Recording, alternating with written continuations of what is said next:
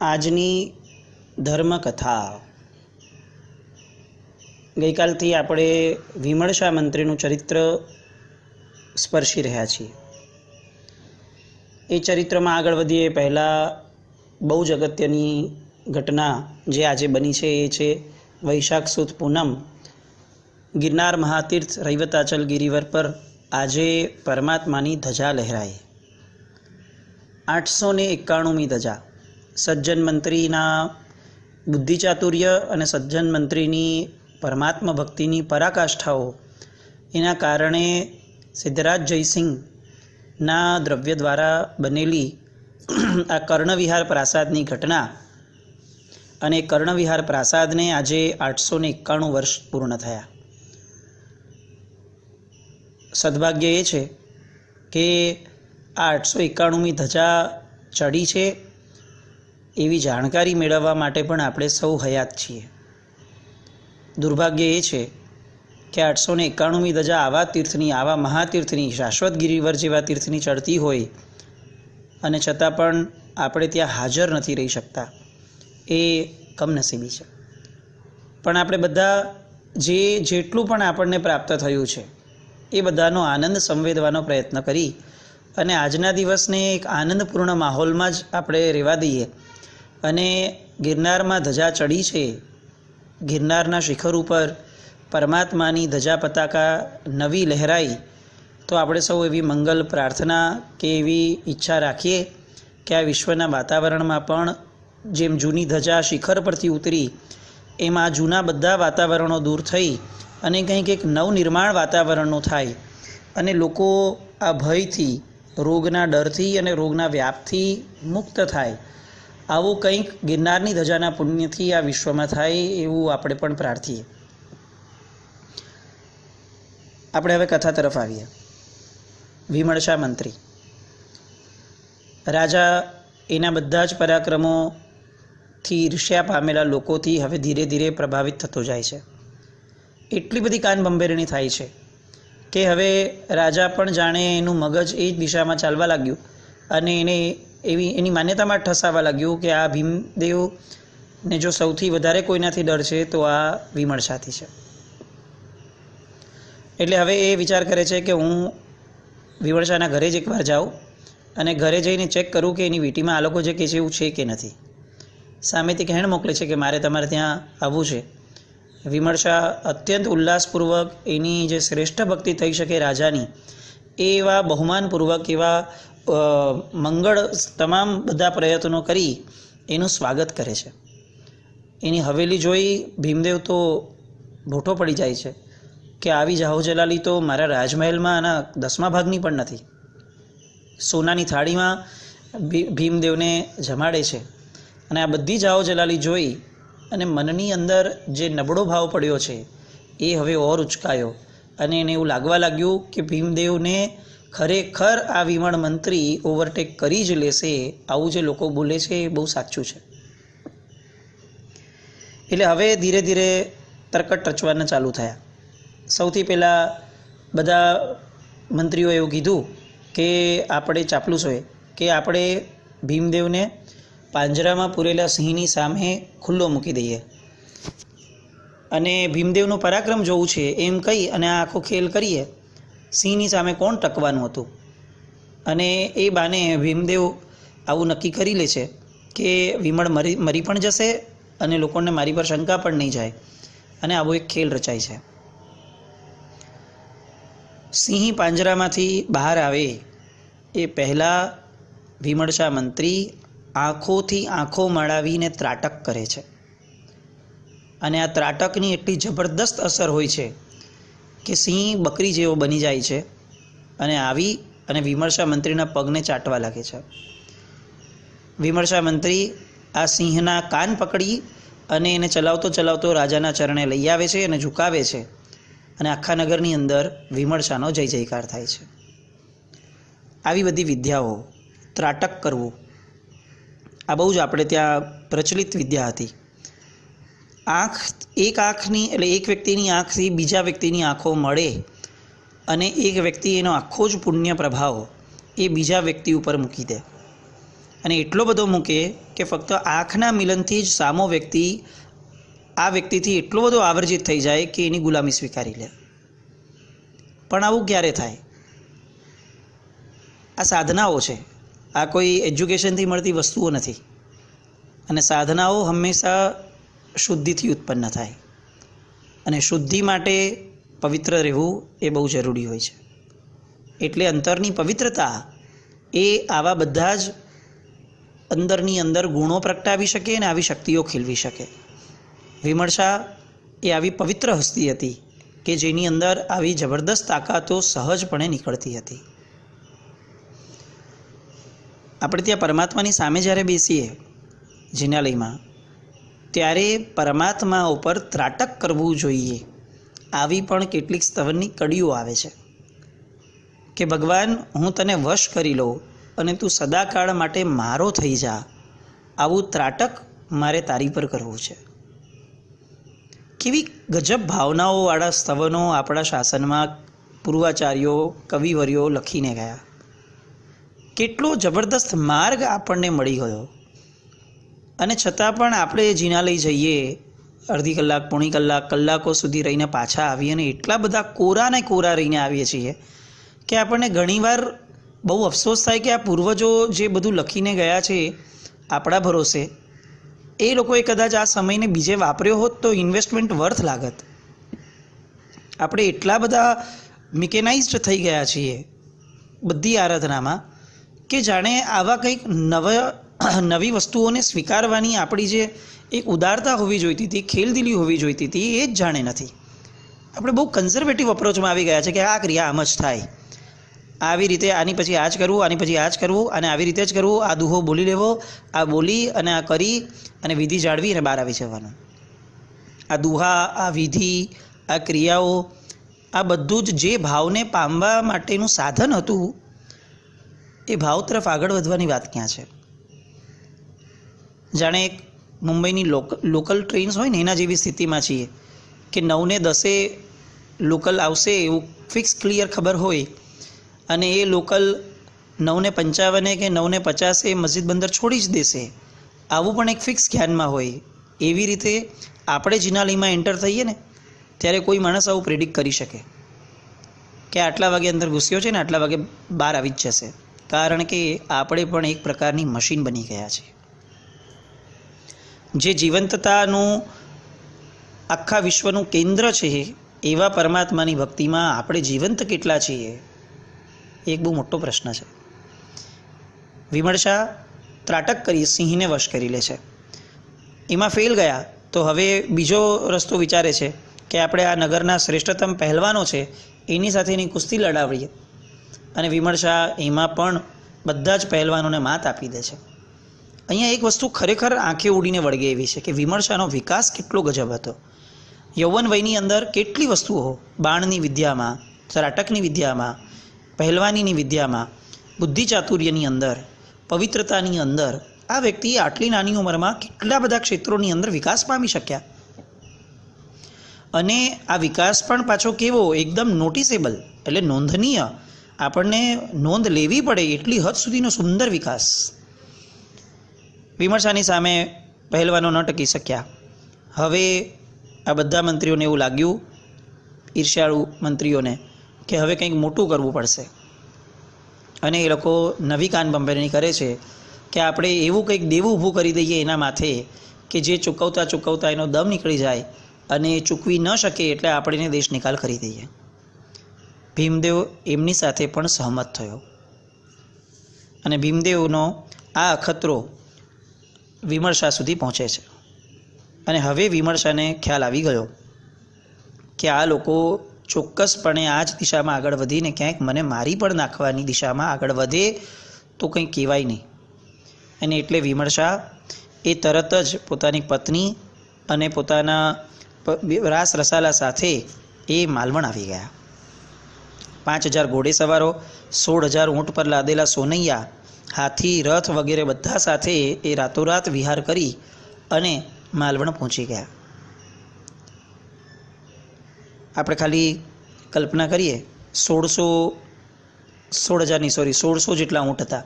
આ 1600 ઊંટ ઉપર સોનૈયા લાદ્યા હશે, એ કેટલી સોનામોરો હશે, કેવી સંપત્તિઓ હશે, અને આટલી સંપત્તિવાળાનો મહેલ કેવો હશે, અને આ મહેલ એમને એમ છોડીને વયા જવાનો રાતોરાત. વિમર્શાની માનસિક સ્થિતિ શું હશે?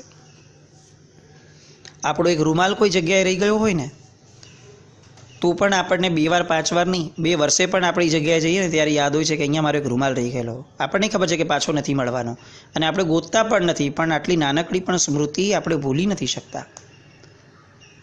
અને વિમર્શા રાતોરાત આવડો મોટો મહેલ, ભીમદેવને જેનાથી ઈર્ષ્યા થયેલી એવો રાજમહેલ જે કરતાં પણ વધુ સારો એવો મહેલ છોડી અને વિમર્શા નીકળી શક્યા. કારણ કે જેને પકડતા આવડે એને છોડતા આવડવું જ જોઈએ, આવી એક માન્યતા આર્ય સંસ્કૃતિમાં દ્રઢપણે હતી. આજે કોરોનાના કારણે આપણી કેટલી બધી વસ્તુઓ નીકળે છે, આપણાથી દૂર થતી જાય છે, આપણે એનાથી દૂર હોઈએ એવું લાગે છે, પણ આપણો જીવ બચ્યો છે. એનો આનંદ એ આ બધી વસ્તુઓના જવાના દુઃખ કરતાં વધ્યો છે, ઘટ્યો છે, કઈ સ્થિતિમાં છે, એ કદાચ આપણું બેરોમીટર છે કે આપણને પકડતા આવડ્યું હતું, છોડતા આવડે છે કે નહીં. પરિસ્થિતિ જ્યારે આપણી પાસેથી છોડાવી દે છે ત્યારે આપણામાં કેટલી ખેલદિલી છે, કેટલું સ્પોર્ટ્સમેન સ્પિરિટ છે કે ભાઈ આ રમત છે જીવન, એટલે ક્યાંક જીત્યો તો ચોક્કસપણે, અત્યારે પરિસ્થિતિ હારવાનું કહે છે, હારવામાં પણ મને આનંદ છે, હું એને પણ સ્વીકારું છું, કારણ કે આજે કદાચ હારું છું પણ જો જીવ્યો છું ને તો આવતીકાલે જીતવાની પૂરેપૂરી તૈયારી સાથે જીવીશ. આ કરેજ ક્યાં છે? આજની યુવા પેઢી સૌથી વધારે જે મિસ કરે છે એ આ કરેજ છે, કે જે કોઈ એજ્યુકેશન સ્કૂલો નહીં આપી શકે. આ કરેજ એ આપણી આર્ય સંસ્કૃતિ આપણને આપતી હતી, આપણા પૂર્વજોના ઇતિહાસો આપણને આપી શકે. અને એટલે જ અમે હંમેશા આ વસ્તુમાં આગ્રહી હોઈએ છીએ કે પાઠશાળાઓની અંદર સૂત્રોની સાથે ગમે તેમ કરીને આપણા અઢળક પૂર્વજોની વાર્તાઓ અને કથાઓ છોકરાઓ સુધી પહોંચવી જ જોઈએ નાની ઉંમરથી. તો જ એ એના સ્વપ્નનું જીવન આવા પૂર્વજોના આદર્શ લઈને ઊભું કરી શકશે. એકની એક 5, 6, 10, 15 ઘૂંટેલી વાર્તાઓ, કે જે વાર્તાઓ એની લાઈફમાં કેટલી અપ્લાય થશે એ પણ પ્રશ્ન છે. એના કરતાં આવી બધી કથાઓ કે જે કથાઓ એની રિયલ લાઈફ સાથે ટેલી થાય છે અને એના જીવનના પ્રસંગોમાં એ એક્ઝામ્પલ લઈ શકે કે 1 મિનિટ ઊભા રહો, મને દારૂની ઓફર આવી છે, વાત સાચી છે, પણ આવી ઓફર પૂર્વમાં આવા મહાપુરુષને પણ આવેલી અને ત્યારે એમણે એનો વિરોધ કરી અને એને ઓવરકમ કરેલી, તો જુઓ એ કેટલા જબરદસ્ત આગળ નીકળી ગયેલા. તો મારે પણ આ કરવા જેવું છે. મહાજનો યેન ગતઃ સપંથાહ, મહાપુરુષોએ જે કર્યું છે એ જ મારે કરવું છે. આવી દ્રઢ માન્યતા આપણે એનામાં બેસાડવી પડશે, જે વાર્તાઓ થકી બહુ સુલભ છે. એટલે પાઠશાળાના શિક્ષણોમાં બહુ સ્ટ્રોંગલી અમે લોકો કલા સંસ્કાર વાટિકા કે બીજા બધા હસ્તક પણ અમે આ મૂકીએ છીએ કે વાર્તાઓથી જ ધર્મ, વાર્તાઓથી જ જીવન અને વાર્તાઓથી જ સંસ્કૃતિ જવી જોઈએ, કારણ કે તો એ રસપૂર્વક સ્વીકારવા માટેની એક્સેપ્ટેબિલિટી બાળકોમાં આવે છે. અહીંયા ચંદ્રાવતી નગરીમાં વિમર્શા આવે છે. ધંધુ ખલાડી નામનો રાજા એ વિમર્શાની સાથે લડવા માટે આવે છે, આવડું મોટું એનું સૈન્ય જોઈને. પણ એને વિમર્શાએ જ્યારે પોતે રણભેરી વગાડીને એ રણભેરી સાંભળતા જ ઓલો મૂર્છિત થઈ ગયો અને એ ભાગી ગયો. જેવો એ ભાગી ગયો એટલે તરત જ ચંદ્રાવતી ઉપર વિમર્શાએ અધિકાર જમાવ્યો અને પોતે જ જીતી છે એ પાક્કે પાયે વસ્તુ સત્ય હોવા છતાં એમણે ત્યાં ભીમદેવનો ઝંડો લહેરાવ્યો અને આ ભીમદેવનું શાસન છે એવું ઘોષિત કરી અને પોતે દંડનાયકપણે ત્યાં રહ્યા. આ ઉદારતા, આ ગુણ, જે ભીમદેવે હેરાન કરવામાં કંઈ બાકી નથી રાખ્યું, એ ભીમદેવના ભયથી કે ભીમદેવના કંટાળાથી ભાગી ગયેલા એવા આ મંત્રીશ્વર વિમર્શા એ રાજ્ય જીતીને ભીમદેવના રાજ્ય તરીકે એને ઘોષિત કરે છે.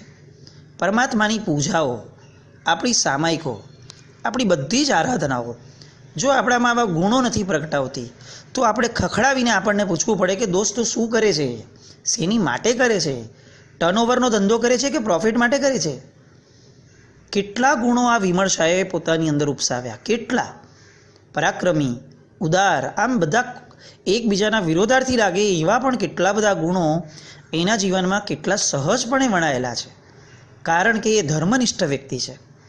આજે જ્યારે આપણે આપણા નામની આગળ ધર્મિષ્ઠ શબ્દ લગાડીએ છીએ અથવા કોઈ આપણને ધર્મિષ્ઠ કહે તો આપણે જે સ્વીકારી લઈએ છીએ, ત્યારે વિચારવું જ જોઈએ આપણે બધાએ કે જો હું ધર્મનિષ્ઠ છું તો પછી આ વિમર્શા કોણ હતા, અને જો આ વિમર્શા જેવા વ્યક્તિઓ ધર્મનિષ્ઠ હતા તો પછી હું કેવી રીતે ધર્મનિષ્ઠ કહેવાઈશ.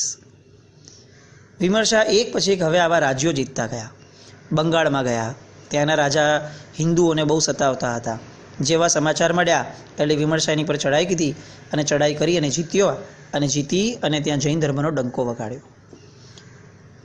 બધા જ નગરની અંદર 7 વ્યસન એટલે કે માંસ, મદિરા, ચોરી, શિકાર, વેશ્યાગમન, પરસ્ત્રીગમન અને જુગાર, આ બધા જ વ્યસનોનો સખત વિરોધ કરાવી અને કાયદો પસાર કરાવ્યો કે એ બધાનો ત્યાગ કરાવશું.